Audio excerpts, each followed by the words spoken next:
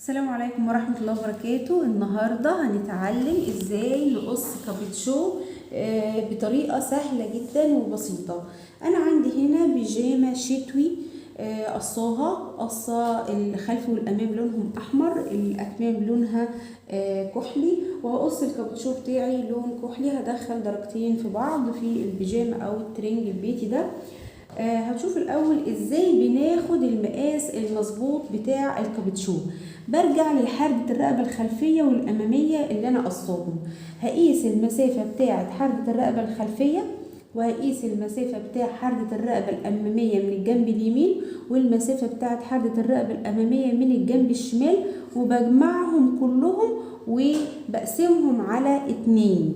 يعني انا عايزه اركب الكابتشو منين لفين؟ هيركب طبعا في حردة الرقبه الخلفيه من ورا، وهيركب من هنا كده لحد هنا مثلا، وهسيب مثلا 5 سنتي او 4 سنتي، هسيب 4 سنتي اللي هي في خط منتصف الامام.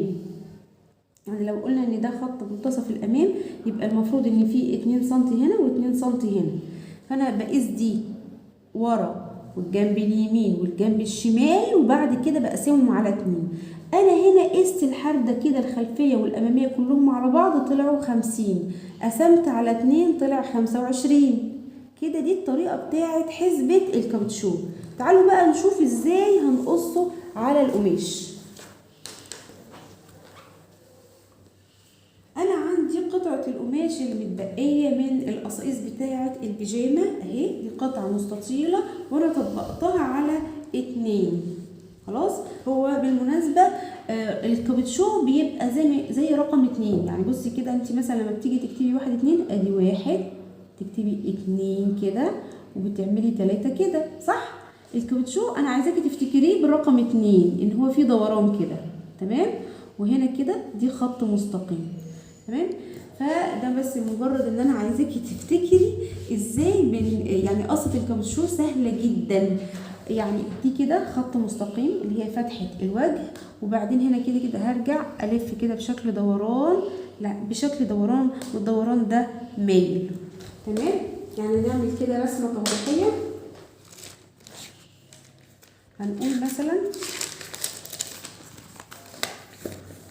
الكابتشو بتاعنا اهو كده، انا عندي شكل ادي الكابتشو هيتقص كده. طيب وهنا دي كده المفروض ان هي خط مستقيم، ده كده يعتبر باترون الكابتشو. معلش بكتب بسرعه. باترون الكابتشو قلت لك افتكري ان الدوران ده شبه ايه؟ شبه رقم 2 بالعربي. الجزء ده كده اللي هو ايه؟ فتحة الوجه. الحتة دي كده اللي هي فتحة الوجه اهو. انا عايزة مثلا فتحة الوجه بتاعتي تكون 35 سنتي.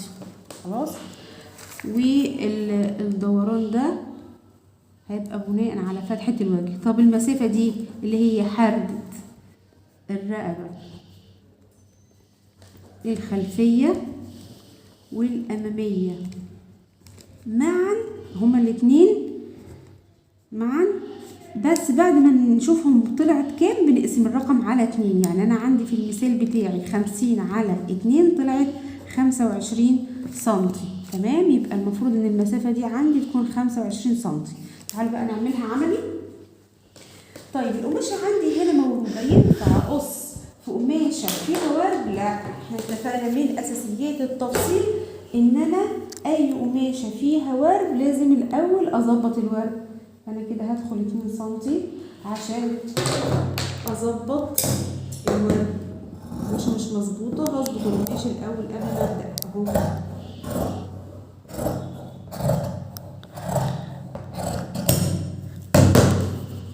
ادي اول حاجه. تاني حاجه قلنا هنقص الجزء ده اللي هيركب في الحردة من هنا 25 سنتي، يبقى هقيس كده 25 سنتي اهو. هنا كده 25 سنتي. قلنا ارتفاع فتحة الوجه 35 سنتي، فهقيس دي كده 35 سنتي اهو. وقلنا ان هو شبه رقم 2، يعني هوصل دي كده، هوصل دي كده، المفروض هتوصل لحد الجزء ده. طيب عايزاها تطلع مظبوطه معايا، يبقى الاول ارسم خط مستقيم من هنا،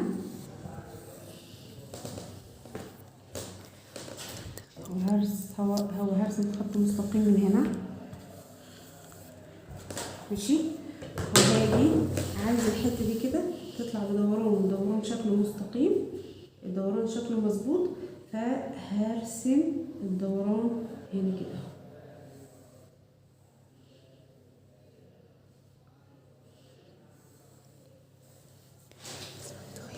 نقول كمان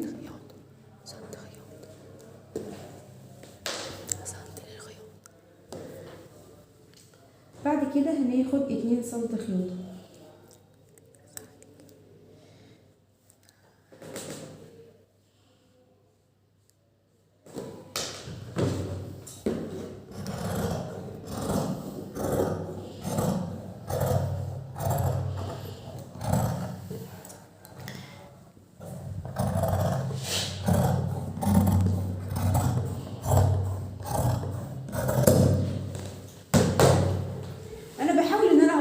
الموضوع يعني بدل ما اقول باترون الكابتشو كذا وعرض كذا ومش عارف ايه، يعني انا بقول لك رقم 2 افتكريه برقم 2 بحيث ان المعلومه تبقى سهله فتقصي بسهوله.